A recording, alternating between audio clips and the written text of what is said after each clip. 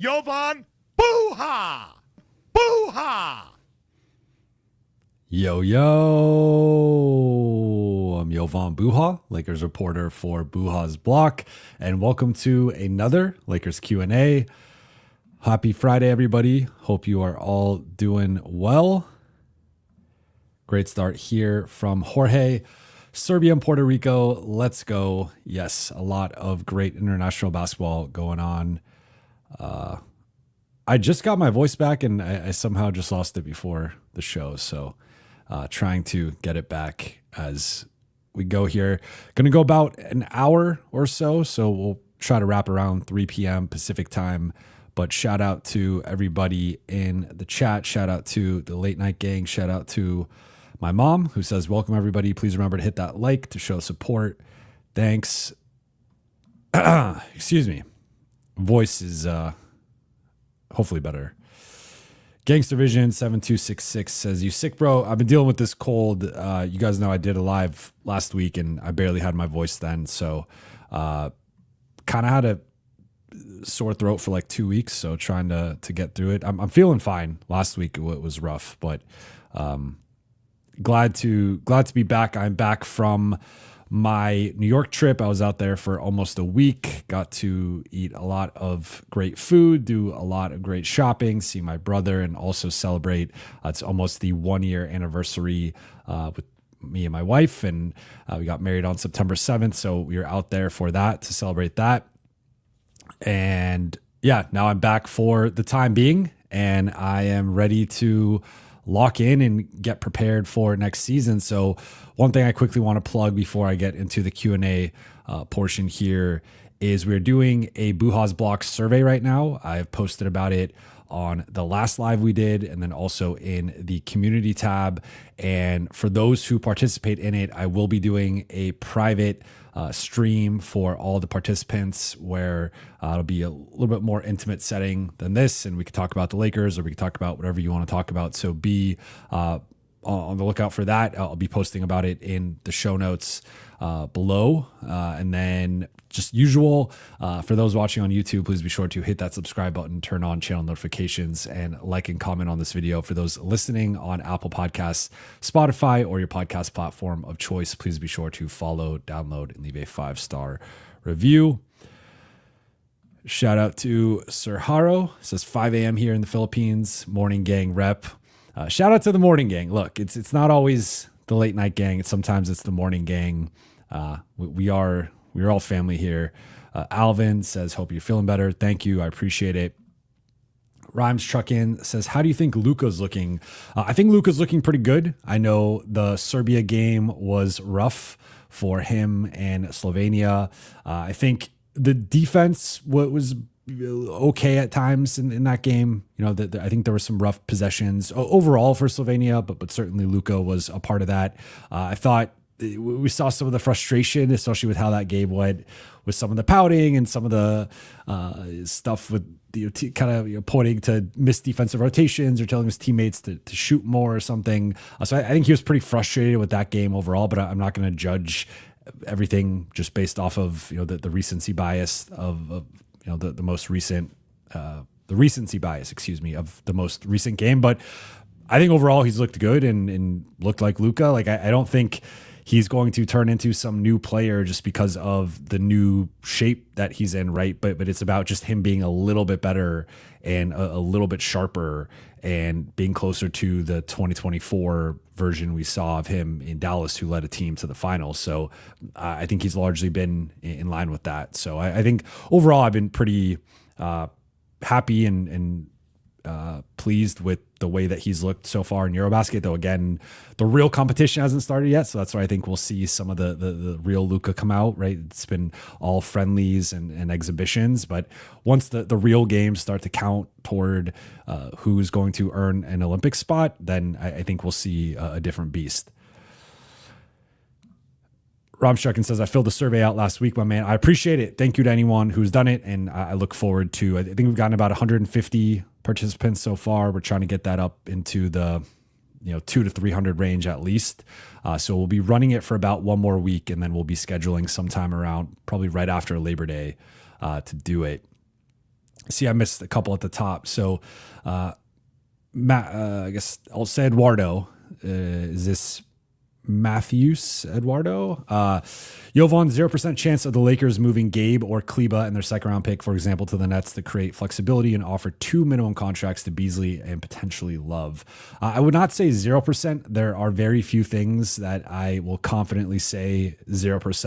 And this is where anytime we're talking about potential moves, there's always 0.1%, 1%, right? Like there's always at least a little bit of a chance of anything happening, right? So you never want to rule out anything entirely unless there are exceptions. And I try to lay those out. But I would not say a 0% chance.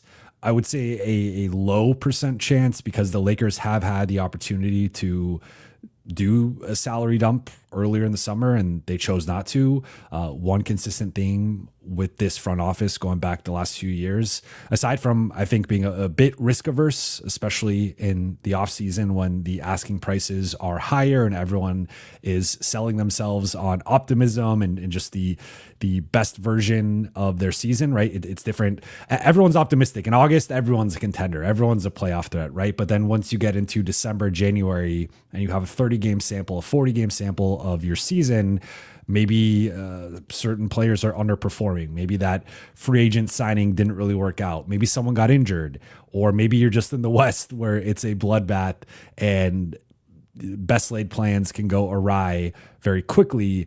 Then all of a sudden you have to pivot and certain guys become available, or you're just, your plans change, your goals change, whatever. So point being with this, like I think the Lakers are somewhat risk averse in the offseason, but they also don't like attaching assets to dump stuff. We could go back to the Russell Westbrook situation, but we could also look more recently at the D'Lo situation and how that played out. And you know, they could have retained Malik Beasley and Mo Bamba and potentially flipped those guys. So like they've had these different scenarios where they could have retained assets and tried to flip them or dump them, or just tried to attach something to dump an asset, and they chose not to. So far they have not done that with Gabe or Maxey. And if anything, they've doubled down on like, you know, we're confident Gabe can be a useful playoff bench guard. And there's been, as I've mentioned before, as have others, some chatter that they are considering Maxey for the primary backup center spot. So looks like the Lakers are really leaning into the Gabe or Maxey being potentially both being rotation players. So for now, I would say it's unlikely that they are willing to, because I think they really would probably need 2 second-round picks to get off either one of them, and they just don't have that right now. So 1 second isn't enough, and a first is too much, right? Like you're not going to put a first here, especially for, I like Malik Beasley, but just not, that's too much to give up to just assign him or a Kevin Love. So, I mean, to be completely honest, I'll say for his, I'm skeptical that Maxey can be a contributor next season just based on the way that last season went, based on the extent of his injury. But I certainly think there's a chance he could. I would rather just have Maxey Kleba than Kevin Love straight up. I know Kevin Love has the relationship with LeBron, but Maxey has the relationship with Luka. I think that's more important for the Lakers. I also think Maxey is a better defender than Kevin Love. Kevin Love is better, maybe is a better shooter at this stage of their respective careers, and is certainly a better rebounder. Is championship vet, obviously former All-Star, and will probably be a first ballot Hall of Famer. But Maxey, to me, I think probably has more utility at this stage of their respective careers, is much younger than Kevin Love. And I think if for thinking about like the potential upside of one of these guys becoming a rotation level guy, I think it's actually more Maxey than Love. But of course, Beasley, I think, is the best player on this list by like a decent margin. And if there's a way to, or best player within this question, and if there's a way to open up a spot for Beasley, I would certainly be open to it if I'm the Lakers.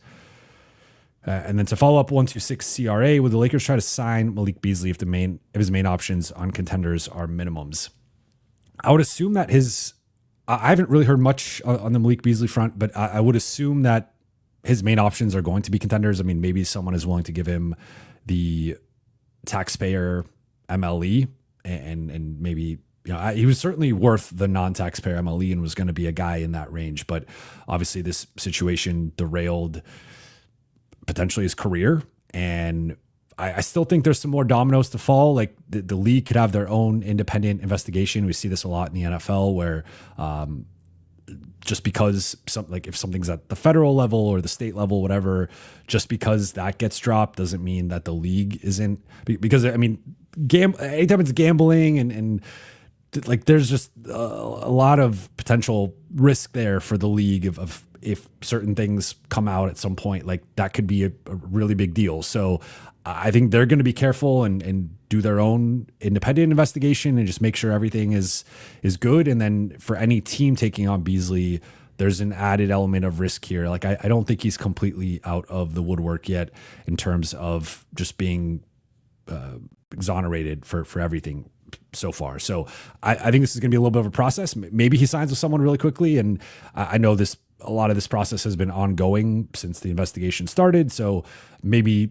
the league and teams are further along in their investigation process than I'm aware of. But there's a lot of potential risk here for anyone taking on Beasley. So I do think he's likely going to be a minimum player, and then it'll be a minimum situation where it's a potential make good, where if he has like a Gary Trent Jr. season or even better, because I think he's better than Gary Trent Jr., then with the next contract, he could sign a potentially, taxpayer or non-taxpayer type deal.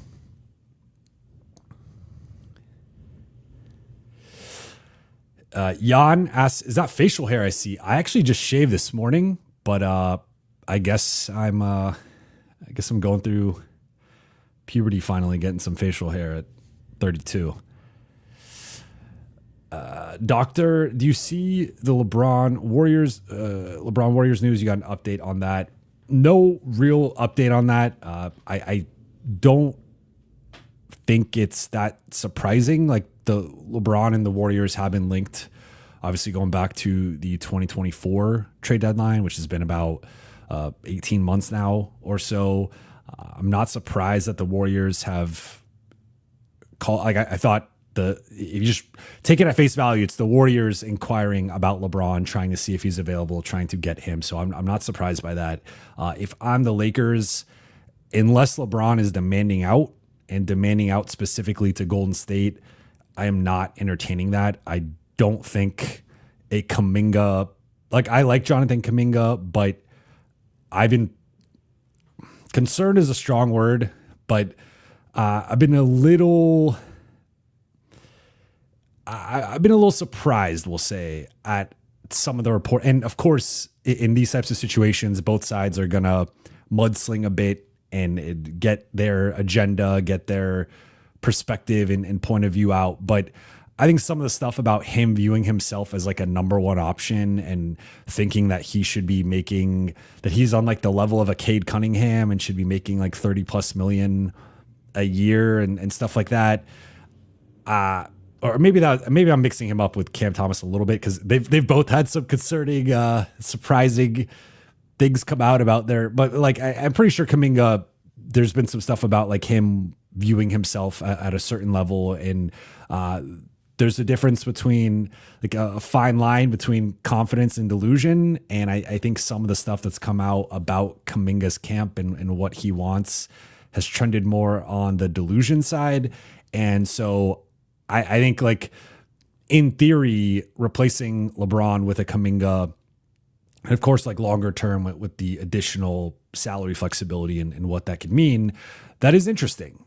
But then you factor in whatever contract he's going to want or potentially get, then you factor in he's going to want to start and have a certain role and have a certain amount of touches. And like, I just don't think that makes a lot of sense. So I would want a more proven and stable and less risky return for LeBron, if that makes sense. If the Lakers were to go down that road, I do not expect them to go down that road.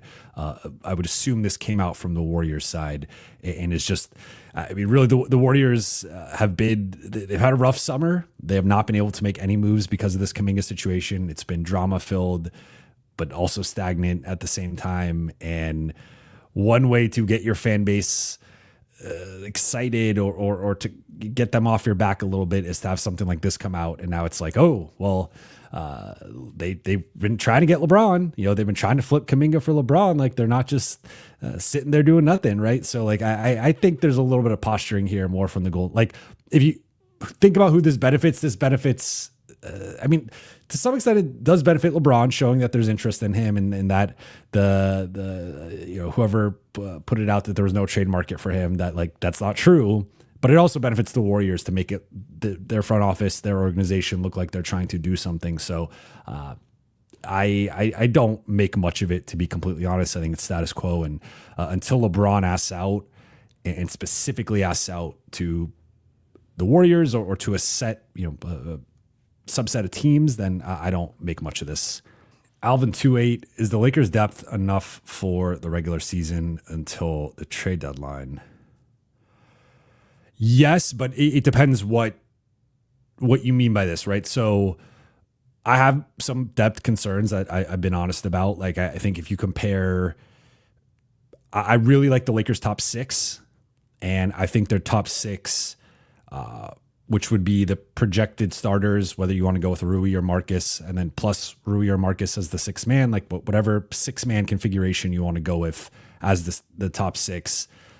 I like it, and I think it compares favorably with just about anybody in the league, with the exception of maybe OKC, who's just at a certain level.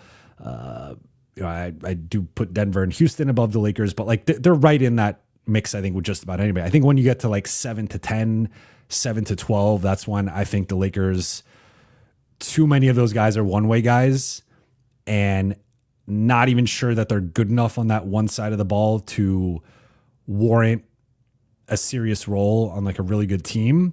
So that's where I have some concerns, but there's some, I think there's a lot of variance with how things could play out, right? So you look at a guy like Jake LaRavia, he's unproven in a serious situation. I am optimistic on Jake LaRavia and his potential. So I trend more toward like him working out and being a rotation guy, but is he a ninth man? Is he a seventh man? Like, is he an eighth man? Like, we don't really know yet what that's going to look like and how good he's going to be as a Laker. Gabe Vincent, I think, is someone who we've seen be a starter in Miami on a finals team, but has not lived up to that billing in LA, and has had some nice moments. And I think defensively is solid, but the offense and the shooting and the shot selection have been all over the place. And that, I think, leaves some room for like, is he a rotation level guy on a good team or not? And I don't know the answer to that.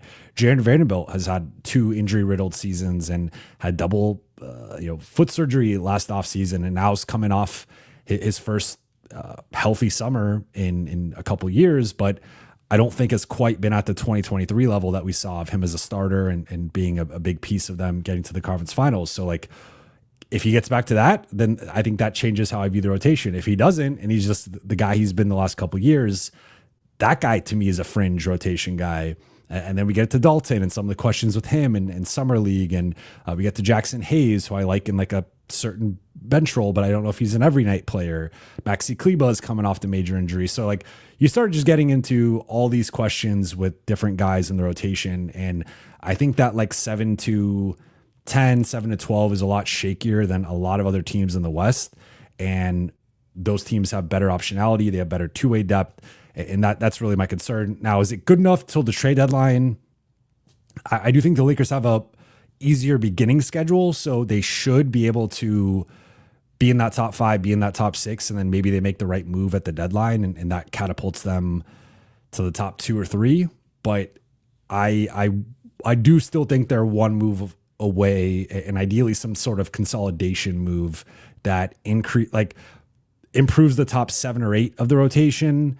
And even if the spots like 10 through 12 get a little bit worse, I'd rather have a better like top 8, if that makes sense. And that's why I've been open to potential Gabe and like, if you could do Gabe and Maxi for a better play in your top 7, and then that slots LaRavia a little bit lower, Vando a little bit lower, all of a sudden I like that rotation a bit better. Ryan Rich, 2776, which Lakers player are you most excited to see this season? I would say DeAndre Ayton. I think that's the guy that, to me, if DeAndre Ayton hits, and I think he's going to hit, I think there's just obviously percentile outcomes in terms of him hitting, but if he hits at like 80%, 90% of what we know he can be, and even close to 100% or even exceeds like the best basketball of his career, that to me is in combination with Luka being at MVP level, LeBron still being an all-star, all-NBA level guy, Austin still being one of the better third options in the league, Marcus Smart, like there's a lot of ifs here, and I'm baking in a lot of these things going like right, but I think DeAndre Ayton, if he plays to the level we know he's capable of playing at, and he can be like a 16 to 18 point a night guy, 10 to 11 rebounds, a couple of assists, block and a half, mid to high 50s shooting, mid-range jumpers there, gets to the free throw line a little bit more, and his rim protection numbers continue to be solid. Like, I think we're talking about a guy who could really change the trajectory of the Lakers season. And I understand why people are skeptical of that. And I understand looking at how the Phoenix situation ended, looking at how the Portland situation ended. But I do think he is someone who, if, again, he can hit that 80th to 90th percentile of what we know he can do, what we know he can be, then that to me is something that really swings the way I view the Lakers. And there will be nights where he's their third best player or even maybe second best player. Like he's that good. Now, I think on balance, he's more like their fourth or fifth best player, but I think that there will be nights where he's like the second or third. And those are the nights where like the Lakers have not had a big like that, obviously since AD, but really have not had a center putting AD aside like that in quite a while. And I just think that's to me like the most exciting thing about next season. Of course, I want to see Luka and MVP Luka, and I want to see LeBron at 41, and I want to see if Austin takes a step and all that. But like of like the newer guys, I think DeAndre Ayton is clearly at the top of the list. Asian Boy 3090. Who are the teams first round, second round, conference finals the Lakers should go through to give them a realistic chance to win a chip? Okay, so we're saying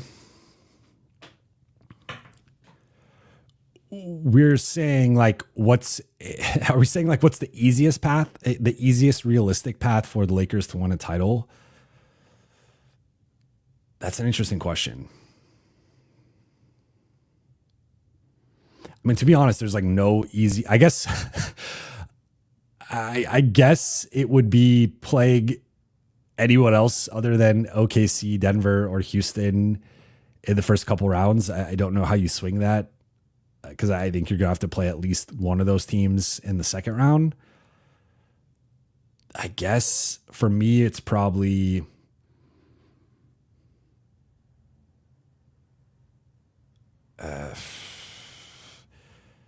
I'm between the Clippers and I don't think they're going to be the 1 seed and play the 8 seed. So I'm between the Clippers and the Warriors. Maybe let's say Warriors round 1, Rockets round 2, Denver round 3, and then Orlando in like the finals. That's maybe like the most realistic. That's like the easiest semi-realistic path, right? So you're just avoiding Denver, Houston, OKC in round 1. You avoid OKC altogether. You play Denver in the conference finals. I'd still rather play Denver than OKC if I'm the Lakers. And then I guess you get Houston in round 2. But yeah, I mean that's a tough one. But there's really no easy paths in the West. And then the finals, I'd rather play Orlando than like Cleveland or New York. But I guess if we're maybe saying Cleveland and New York are on their own tier, if you want to argue that, then I'd rather play New York. I think Cleveland has been a bit of a matchup issue for the Lakers. Maybe that's a little bit different with Luka now, but yeah, I mean that's close. I do think Cleveland's better than New York. Kane Carter, Jovan, I know you covered the Clippers before. Did you feel Blake Griffin was underused? Why wasn't he like a Bron Giannis? He could have been a legit point forward. He has the passing, midi, finishing. I think a big part of it was just Chris Paul being involved. And I mean, you saw that 2015, 2015, Blake was third in MVP, and then Chris Paul gets injured in that first round series against San Antonio at the end. And I think he misses the first 2 games of that semifinal series, that's the series they end up blowing 3-1. And first couple games, Blake was awesome. And there was that point forward element. And he was kind of in between LeBron and Giannis, like chronologically, right? In terms of like just his prime was in that early to mid 2010s. So I think he is a guy that with the way that the league has shifted toward like point forwards running the offense. His point forwards had been a thing before, but we hadn't seen them. Like LeBron is his own unicorn because he was more like he was a point guard at 6'8", 6'9", more similar to like a Magic.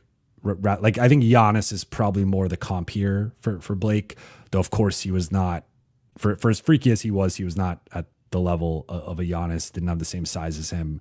And certainly the same length because I mean, that's part of what makes Giannis insane. But I do think in a different, I mean, we kind of saw it that first year in Detroit a little bit, and they made the playoffs. I believe they lost to Giannis in Milwaukee in the first round.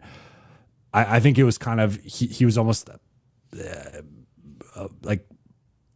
before his time in a way. And I think if you had a time machine and pushed Blake Griffin's career back 10 years, he's viewed differently and used differently. I think like a guy like Lamar Odom is another guy who's, I think, ahead of his time with his skill set and just the way that he operated. So he's another guy that you put Lamar Odom instead of what I think he was like 99, I want to say 98, 99. You put him in like 2018, 2019 as a rookie instead, and like where he's at now, I think Lamar Odom has a totally different career. So, I think he was underused offensively. They had a lot of mouths to feed. They had Chris Paul primarily as the practitioner running the show, but then you also had JJ, you had Jamal Crawford. So like there was just, and the game was a little bit different at that time. So I think Blake was a guy who I think if he's a little bit later in terms of eras, like he crushes it right now. Kane Carter, why won't they move Rui, Vando, Gabe, Maxey, and DK? In my opinion, you have to move them for the two-way guys and a backup guy. I mean, you can move them at some point. I think the biggest issue, not for Rui and not for Dalton, but certainly the three middle guys, Vando, Gabe, and Maxey, is just you have to attach assets to get off them. So I think that's something that the Lakers have been hesitant to do. But I think they will eventually move at least a couple of those guys. I just think it's probably closer to the deadline. Let's see. We got some super chats here. First one from Alvin28. Since Gabe and Maxey will both be on the team, would you consider making a video on what these two can bring if they're playing at their full potential? That's a good idea for sure. I can do that. Would love to know, like I know the scouting report videos I did on the new guys, DeAndre, Marcus, and Jake, all were received very well. So if you guys have other video ideas for me, I've thought about doing one on Austin and honestly on Austin's defense and how I think it's been underrated throughout a lot of the discourse with him, but also like the Austin Luka fit. I've also thought about LeBron and Luka and how looking at those two and their two-man game and how that can fit. So I think those are probably higher on my list in terms of like content I want to do for you guys. But certainly I think I could look at maybe there's like just like one episode or one video looking at some of the bench guys and like the things that they do well and how those things could fit in with what the Lakers are trying to do. So maybe that's Gabe, Maxey, Vando, even DK, and like some of the unsung bench guys. Mamadou, thank you for the super chat. Who in the starting lineup do you think will be guarding the other team's best player? Well, depends. So depends which starting lineup the Lakers go with. I think if they stick with the current starting lineup or the current projected starting lineup, which was the starting lineup from last season, just with DeAndre Ayton in for Jackson Hayes. I think if it's a forward, it's going to be Rui. I think if it's a guard, it's going to be Austin. If they go with the, in my opinion, most sensical starting lineup, which is replacing Rui with Marcus, I think it's going to be 1 through 3, probably Marcus, maybe even some 4s Marcus. I think with some 4s, you'll probably have to put LeBron on them and just that's maybe a matchup where LeBron is a little bit less involved offensively and is more focused on the defensive end. And then, of course, fives, regardless of the starting lineup, will primarily be DeAndre Ayton. Maybe if you're starting Rui, there's some matchups you want Rui as the primary five defender, Ayton as like a helper.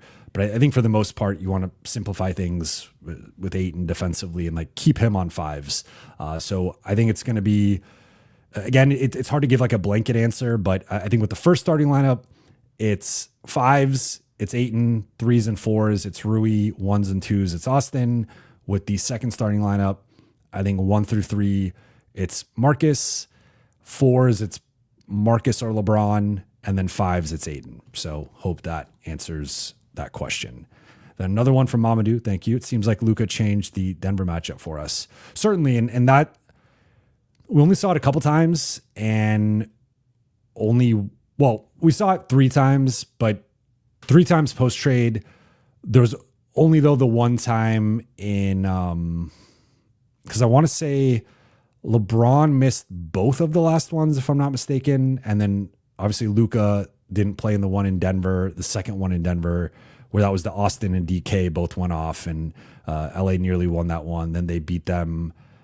Maybe they played in that second LA one, but obviously there was the first one that was Luka's first time against them where he destroyed them. I will say, if we're looking at where the teams were at that time, the Lakers were ascending, and that was during that 20-4 stretch that they had where there were some hiccups, and they had the Charlotte loss and the Utah loss, and they were still trying to figure out how to implement Luka, and that was really, to me, his first like arrival game, his first breakout game, where JJ talked about afterward. He told him he wanted him to black out, and he had that stretch where he hits the 3, and then he's talking to the bench or fans or whoever, and like that's the magic of Luka. But I do think Denver got a lot better from that point, and I still think like I would have liked to have seen like a late April matchup between those two teams, and we saw the Lakers beat the Rockets. They won into OKC. They beat OKC. Then they should have won the second one. Luka got tossed, and then they rescinded that. So I'm still like, I do think Luka changes the matchup because I don't think Denver has a great matchup for him, and he is someone who can pick on Jokic relentlessly in the pick and roll. But I also think Denver, compared to where they were at during that matchup versus like later in the season and in the playoffs, and now with a better team, I'm interested to see what that looks like. But certainly I do think Luka could easily be the best player in that series, and I don't know that AD or LeBron could outplay Jokic head to head based on the history we had just seen the last couple of years. Luka can, and that's where I think that could swing the series.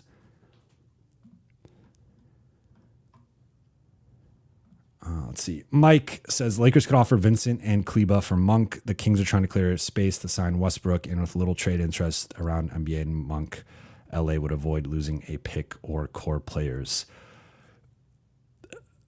The funniest part of this sentence to me is and you are correct in what you were saying in terms of the Kings are trying to move Monk. They're trying to get Westbrook. And there has been little interest in Monk. The wild thing to me is, Russ is a better defender than Monk. I will give him that. But like Malik Monk is just a better player, and I think is just a better, like he's the optimal 6-man for a team of just instant offense, come in 25 to 28 minutes, going to do it like relatively efficiently, is a good shooter. I don't get what Sacramento's trying to do. They already have Sabonis, DeRozan, and Levine, who all operate best with the ball in their hands. You could add Monk into that, but we know with Russ, like Russ has to kind of run the show a bit to be like, Russ is not an off-ball guy. He's gotten to his credit. I think he did it better with the Clippers and the Nuggets than he did in LA or earlier in his career. But Russ is still a guy who needs the ball in his hands. Otherwise, teams are just going to play off of him. So I don't know what Sacramento's doing, but you can rinse and repeat that each season, with the exception of, I guess 2023 with them.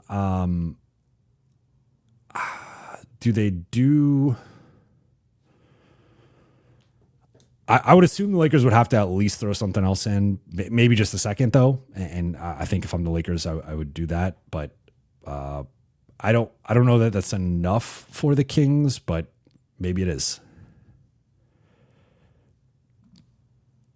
Mr. TD says, I'm in the camp. We need a point of attack / wing defender. I'm in that camp too. I'm leading. I'd like to think I'm leading the charge on that, or one of the people leading the charge, because that to me, I just did a Sirius XM NBA hit earlier in the week, and I said as much, and they were asking me like, what do the Lakers need? Are they a finished product? And I was like, I still have real concerns with their defense, where I think, and you could always look at these things in different ways, but sometimes I like to look at it just like, who are the 3 best defenders on this team? And I think in some order, it's probably, I think it's Smart, Vando, and then LeBron versus Gabe. Like, I think Gabe is a very consistent, stable defender, but there are limitations at being like a 6'1", 6'2" guard. LeBron, like, his ceiling is certainly higher than Gabe's defensively, but night to night, there might be more variance with LeBron's defensive effort and performance. Let's just throw in LeBron for like hitting the ceiling. Smart, Vando, and LeBron, unless Vando and Smart get back to being who they were in like 2022 or 2023, I just don't think that's in the same class as, like, you look at what Houston's throwing out there with an Amen Thompson, Atari Eason, and either a Jabari Smith or I'm probably forgetting, so like let's just say those 3. I mean, they're getting carried a lot there by Amen Thompson, but I do really like Tari Eason. I also think you could throw in DFS as a contender there with Smith.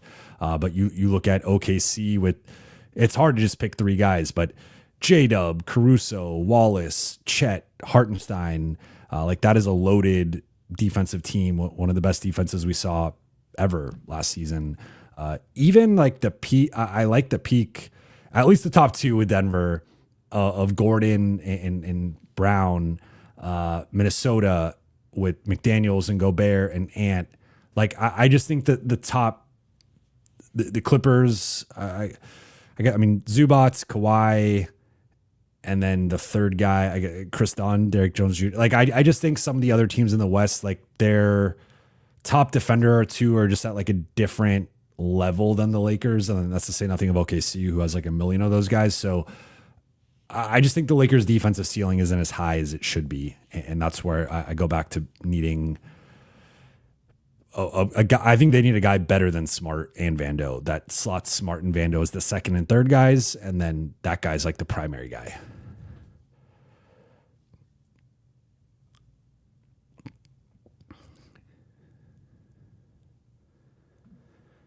Beyond the game, do you think Ayo DeSumo is still available? And if so, does he still make a ton of sense?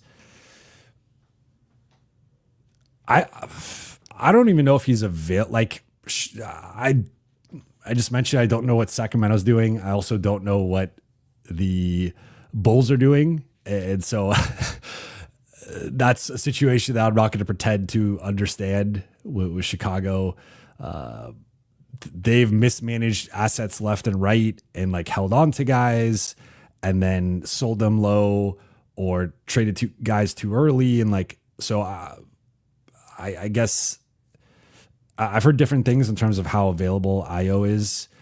I like him. I think he makes a ton of sense if he's replacing Gabe. I think that would be a notable upgrade. I don't know. Like, I don't think he's like, I think he fits in that like top 3 defense mix. I don't think he necessarily displaces Smart and Vando, but I do think for a certain price, he would make a lot of sense.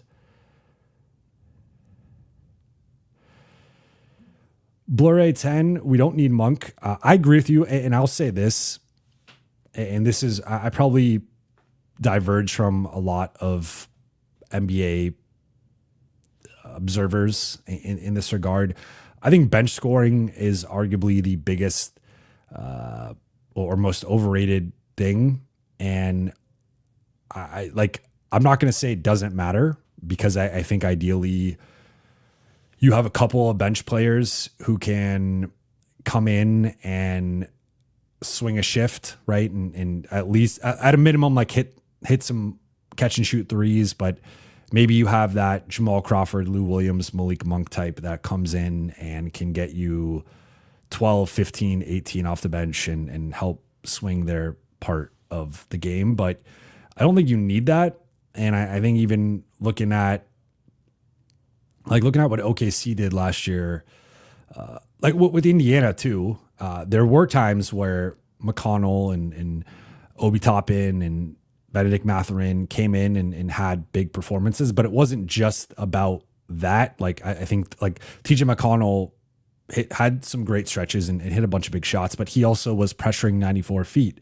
And Benedict Mathurin's probably the most in line with like the classic 6-man guy, but like Obi Toppin was getting offensive rebounds and playing small ball 5 and spacing the floor. And like, I think you got to be able to do more than just score. And I think sometimes people are too reductive with like, we need a score, and like they only focus on, can you put up points and not, can you do other things? And sometimes those guys like that's partly, I know like it's a big thing with the Lakers bench with Dalton of people look at Dalton as like, can he be the 6-man scorer type for them? But I think at this point, the other parts of his game just aren't well-rounded enough to justify playing him over some of the other guys in the rotation. And I don't think the shooting is at this point been consistent enough to warrant that either. So I think he needs to round out his game a bit, or at least get more consistent with the shooting to warrant jumping some of those guys. So I do think you need more well-rounded two-way guys, and I think that's been the shift in the league over the last few years. And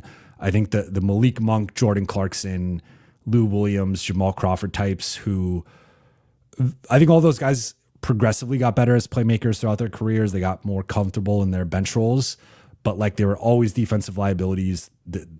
Whether they closed or not kind of depended on the team and how they could support them. Like I think that player archetype's kind of going away, and you're seeing fewer teams rely on that guy, or that guy's more like a 16 to 20 minute a night guy rather than like a 28 to 32 minute a night guy. Like I just don't think that player exists as much. Kane Carter, Jovan, do you feel Wiggins is a combo of Rui and Vando in a way?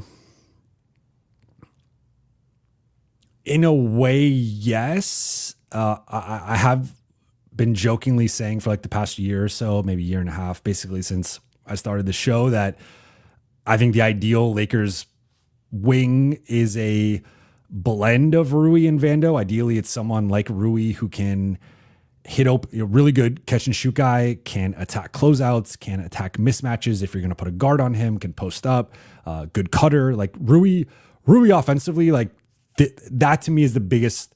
If you want to continue to argue for Rui to start, I think I've seen some people argue for the defensive end, which I just disagree with in terms, like, I just think there's too much overlap there with Luka and LeBron. But if you want to argue for him to start because of the offensive end, like that, I think is the strongest argument for Rui to start or potentially close games, is just how good he is offensively and how much he fits in with what the Lakers need from the supporting cast. But there are defensive limitations, and I think he's gotten better on that end. But I do think it varies drastically matchup to matchup, and there are just some quicker wings that he can't really match up with. Vando, we know, obviously, a lot of offensive limitations, and I think it's really the shooting and the catching and the finishing are all major concerns that I think he's got to address. But defensively, when he's right, he's one of the best defenders in the league. So I think Wiggins is I don't think he's like a combo specifically of Rui and Vando, because I think there's a lot of differences between him and Rui offensively, and a lot of differences between him and Vando defensively in terms of like the actual skill set or style of play, right? Like archetype. But if we're saying like two-way guys, I think Wiggins is much closer to being, I think Wiggins is a positive on both sides of the ball. I think Rui's a positive offensively and like kind of tops out at around average on defense. There are some matchups he's better, some matchups he's worse. And I think sometimes the help defense can not be great, and certainly the defensive rebounding. And then Vando, really good defensively, rough offensively, like, not close to being even average on that end. So I do think I'm reframing the question here a little bit to more, I think Wiggins is much more of a two-way guy than Rui or Vando. And that's personally why I've been pro LA trading for him, is because I just think he helps.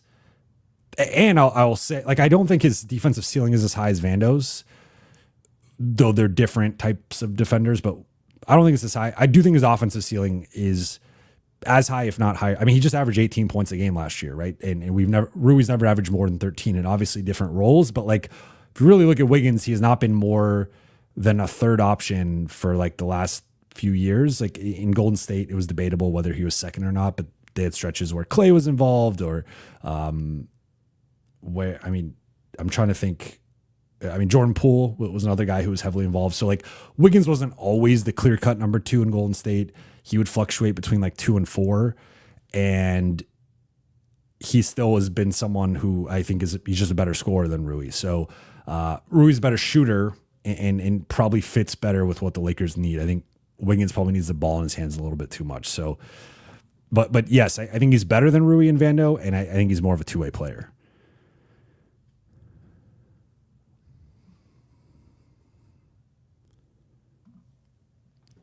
Asian Boy asked, what's your favorite question you've ever asked a player?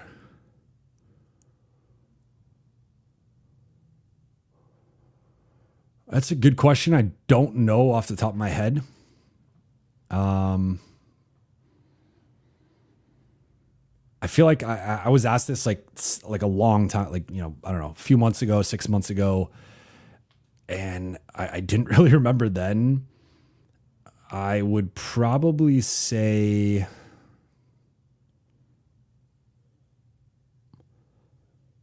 it would probably have to be some type of basketball related question to LeBron and getting a good response from him, because anytime you get a good answer from LeBron, it feels nice, to be honest. But yeah, I don't know off the top of my head, but I will think on that one and try to get back to you.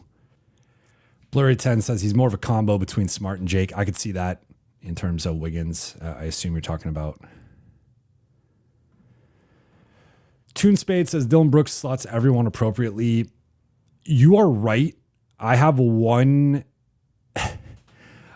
Dylan Brooks gripe, and it's not what you might, or maybe it's what you think. I'm not going to assume to know what you think I'm about to say, but the consistent Dylan Brooks gripe I have that I constantly message on here whenever I'm asked about Dylan Brooks is just the shot selection.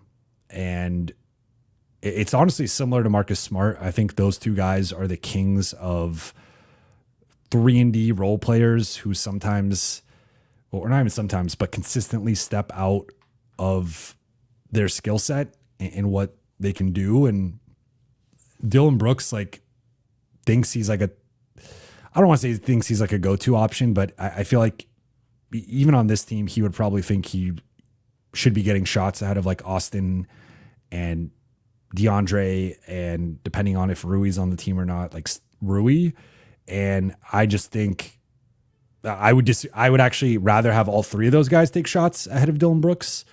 I know he was coming off a really good 3-point shooting season, but just in terms of like shot creation, I still trust Rui and think Rui's a more gifted and reliable shot creator. Like I trust Rui's shot selection more than Dylan Brooks. So this is similar to Marcus Smart to me in terms of like, we can play the game of, well, if they're in a certain role or they're in a certain, like we've seen Marcus Smart hijack Boston's offense in critical moments during playoff series and look off Jason Tatum and Jaylen Brown and be like, it's Marcus Smart time. Dylan Brooks is a similar way with Ja, with Bane, with Jaren Jackson, then now being in Houston with Houston was a little less established guys there, right?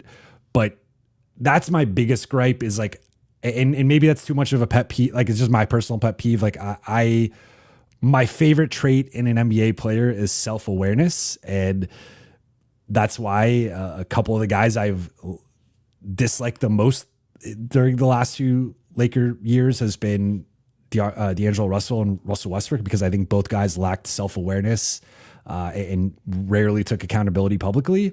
I think Dillon Brooks, I think he takes more accountability than those guys, but I think the shot selection is like, I think it's really problematic. And so I guess if there was a way to get through to him that like, we only want you taking catch and shoot spot up threes, or like like you could call your number once a half, but not like multiple times a half. Okay. I'm like, but there's like zero sign that he has that self-awareness or is open to playing that way. And that's my biggest gripe with him. I do agree defensively. I think he would be the Lakers' best defender and would slot Smart and Vando like the current version. Like I think Vando still is the highest upside defender, but like assuming that we'll see if he gets back to being that guy. But realistically, I think Brooks would slot everybody down a little bit, and like that, I would really like that. I really don't like the shot selection. Thank you to my mom for the super chat here. Mama Buha here. I appreciate each of you for your continued support of Jovan's channel. Please share with friends and b-ball fans, and let's get Jovan subscribers to the next level, 30K and more. Another way to help is the like button. Thanks. Shout out to my mom for the support. And yes, let's get those likes up. And about 40% of you who watch videos consistently are not subscribed. So if you are consistently watching and have not yet hit the subscribe button, that would help me a lot. I would really appreciate it. Mr. TD says he needs to watch KCP. I assume this is about Dillon Brooks. Yes.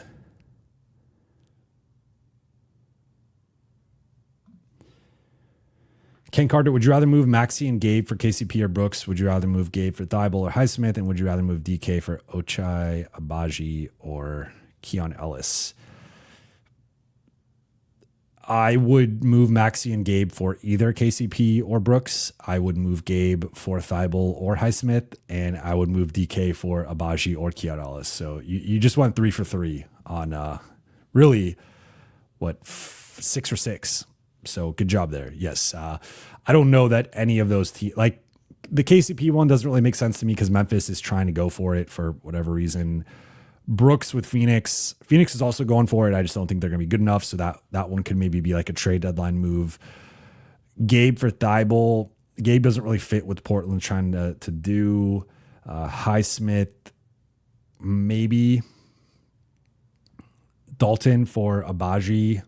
I really think Abaji is underrated, and like he's going to have a rotation moment on a good team if he ends up being on the right team. And then Keon Ellis, I really like as well. So yeah, I mean, you could talk me into like longer term Dalton ceiling still being higher than a couple of those guys, but those guys are like all in the same age. I think Ellis might be 26, 25. And then Abaji is 25. So both guys are only a year older than Dalton. So, and much better defenders. All right, we have a non-Lakers question here from McLean. Would Trey Murphy make the Spurs a contender? Fox, Castle, Murphy, Sohan, and Wemby. So you're trading here, I guess, Harper, which is an interesting trade.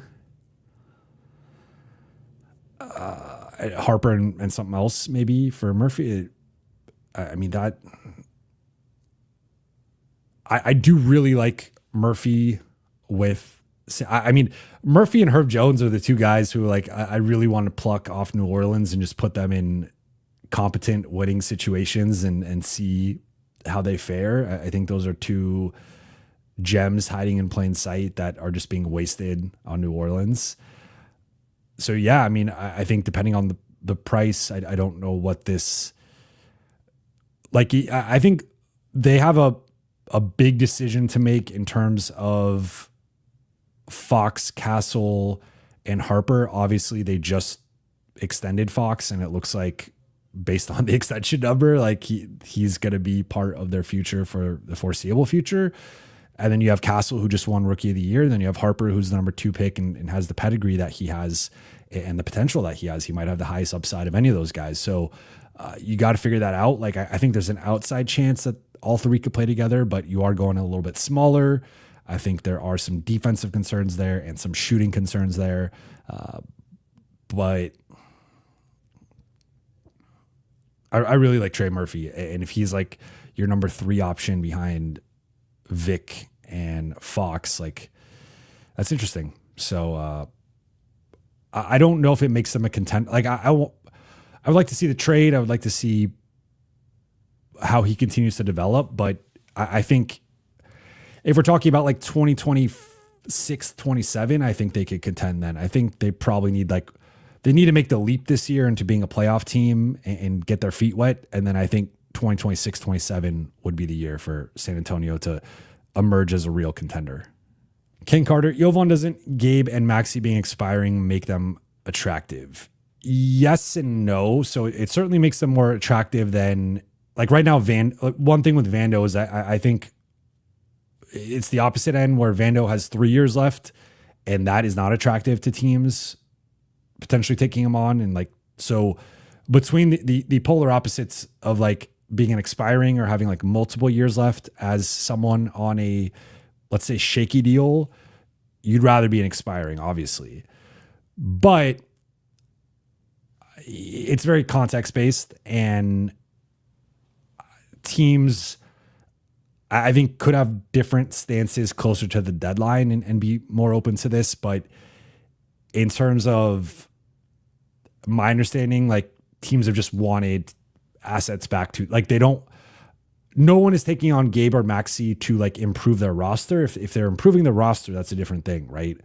So if, for example, like Rui, I think is actually a good example here where I think Rui's contract is still a little divisive in terms of like the actual salary slot of like 18 million. I think for some he's closer to non-taxpayer. For some, 18, 20 million is like in line with Rui's production.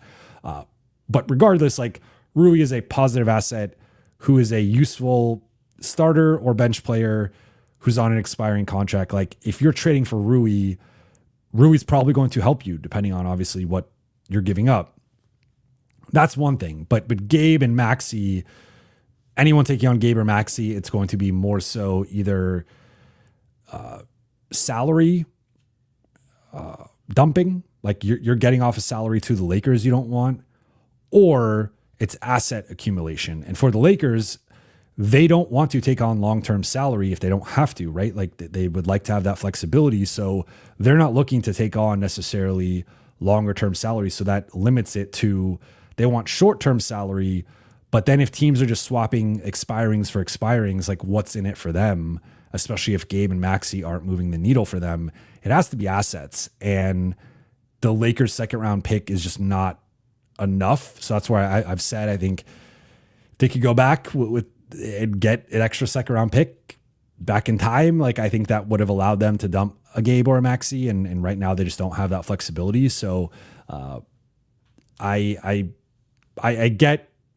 a little surprised to be honest, and I don't know if this is a Lakers tax or whatever, but like, I am a little bit surprised that some of the asking prices and just how teams have not had any incentive or interest to take on either one of these guys. But I also think the Lakers are in a tough spot because they don't have, I think if they had multiple seconds and they could attach 2 or even 3 at like the most, but you're still keeping your first, you're still keeping your swaps, you're still keeping Dalton, that I think would move the needle more with teams. But right now, them offering basically 1 or both plus a second, like, that's just not moving the needle. Sky Falcon says expirings have max value at the deadline. Also true.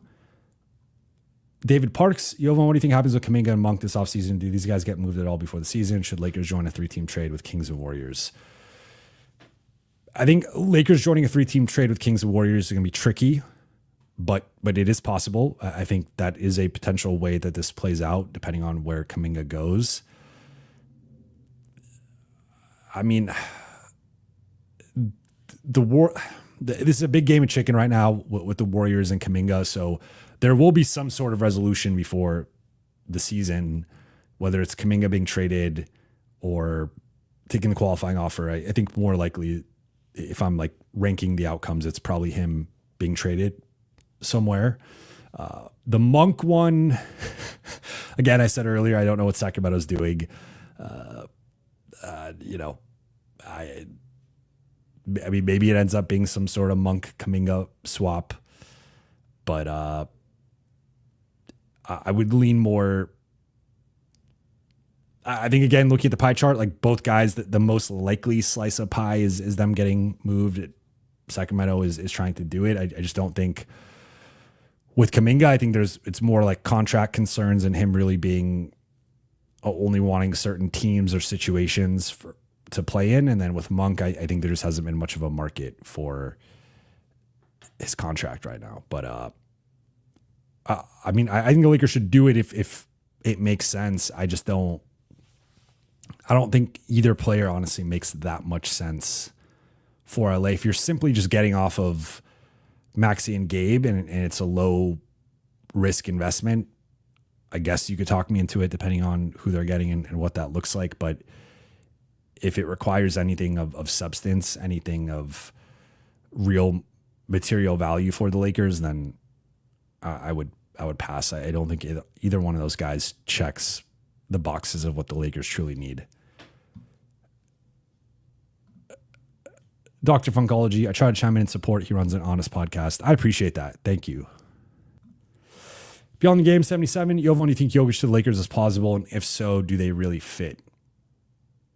I will never say anything is implausible for the Lakers after the Luka trade because Lakers got the Midas touch. They got the golden touch with superstars. So anything's possible. I would still say I've said this before. I think he's less likely than like say Giannis because I think Jokic, just based on everything I've seen and everything I've like, he seems to be I don't want to call Giannis like higher maintenance, but I think Giannis, there's been this sense that like Giannis wants to play in a big market if he's going to leave Milwaukee. And Jokic, I don't think is necessarily wired that way. To me, he's more wired in that Tim Duncan, like he's kind of the 2020s Tim Duncan in that sense of like, I think he just wants to play for Denver, have the one team for his career, doesn't care about market, actually probably prefers playing in like a mid to small tier market, isn't concerned with the fame and the endorsements and all that. Whereas I think Giannis has a little bit more of that, whether it's like Shaq going Orlando to LA or LeBron going Cleveland to Miami, KD going OKC to Golden State. Like I think Giannis is wired a little bit more that way and has higher aspirations. And like Giannis like wants to be the best player in the league and the biggest star. And like certainly maybe not the most, but like more than Jokic does. So I think just by virtue of like how they're wired, plus the respective situations, I think Denver is at worst the third best team in the West with a real shot to come out of the conference next year and potentially win a title. I personally am very low on Milwaukee, and I think like, yes, they have the best player in the conference, but I just think the drop off to player number 2 and 3 is like so massive compared. Like, I just think Cleveland, New York, I think Orlando's better. I think Atlanta's better. I think Detroit's better.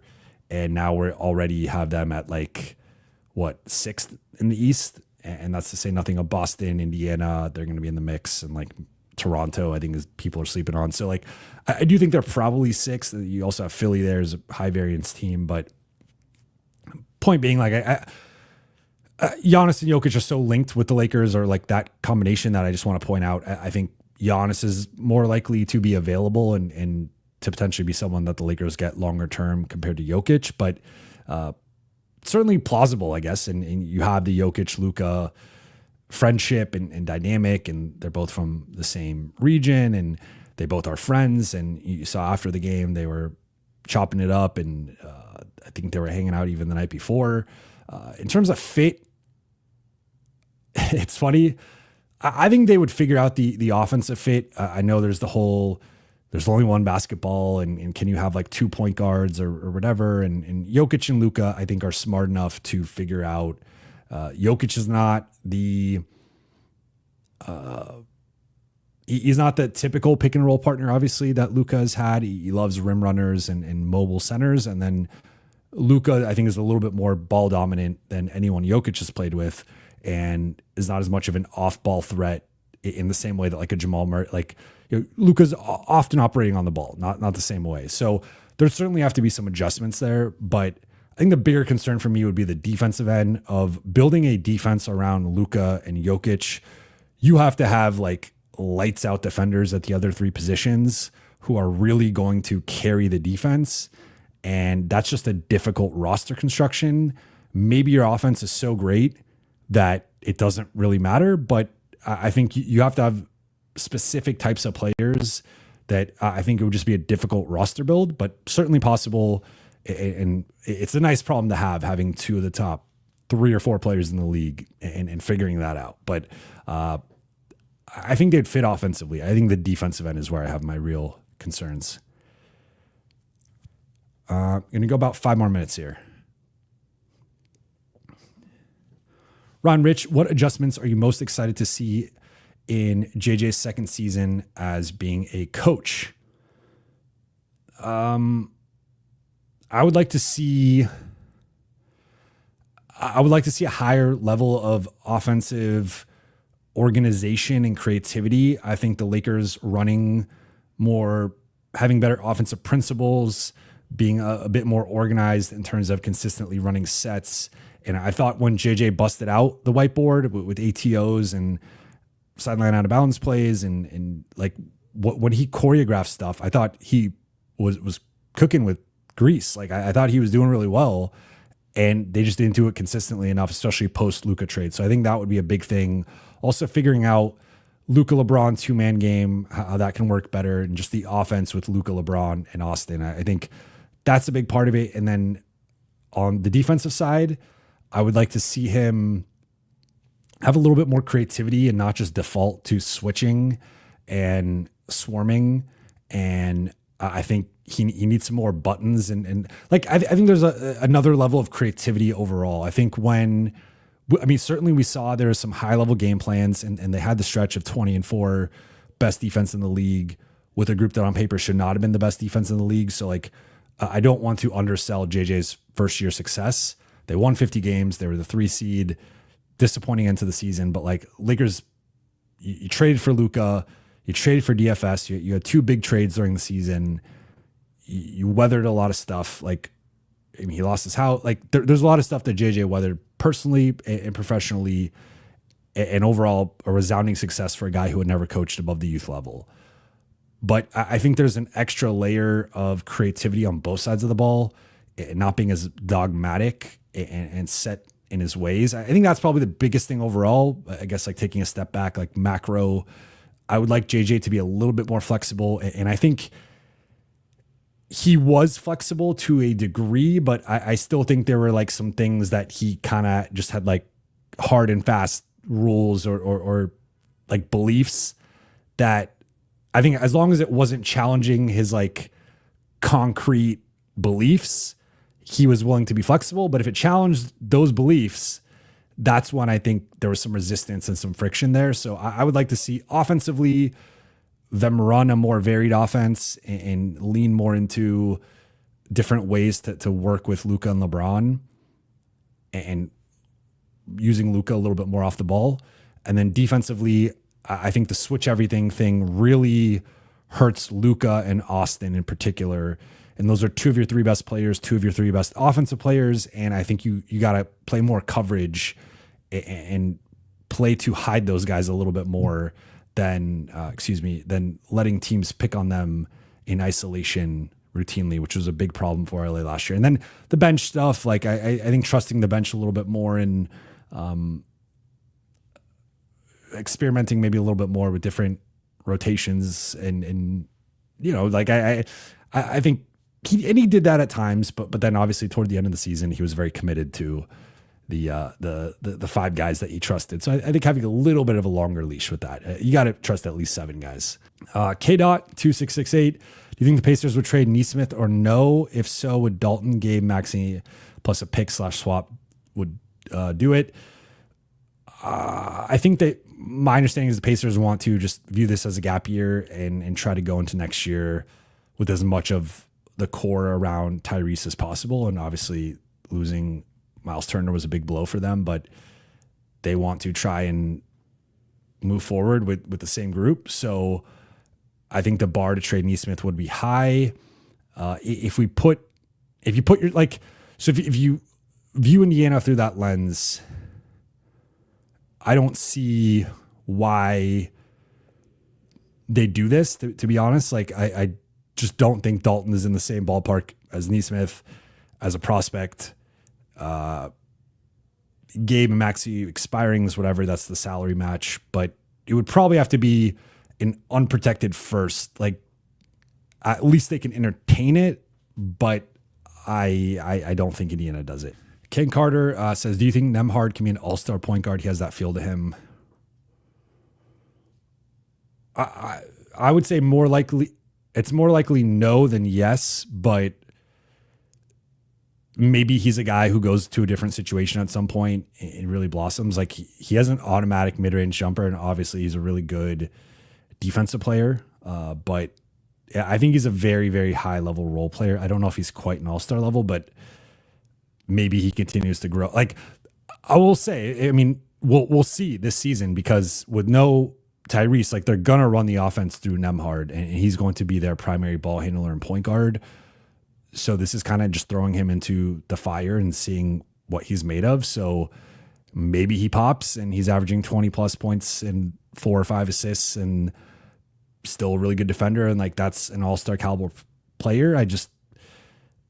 I'm a little skeptical of that ceiling, but I wouldn't say it's like I think it's within the realm of possibility. I just wouldn't, I wouldn't project that or say it's like the most likely outcome. I think I like him a lot, though. I think he's a really high level player, and there's an alternate universe where he's a Laker, because one fun fact is the pick that the Lakers used Max Christie on, they were hoping Nembhard was going to slip, but then he went 31st to Indiana. In defense of the genre, if my last name was Buha, my pickup line would be, is your hoo-ha ready for some Buha? I love that. If I were single, I would use that next time I was out, but I have not. Maybe I'll use that on my wife and see how that goes. I'll report back. All right, I think I'm going to wrap on that note. Nice fun end to the episode. Appreciate you all for rocking with me for the past hour and 15 minutes. As a reminder, I'll be posting it in the show notes. We're doing a Buha's Block survey to make the show better and to improve for next season.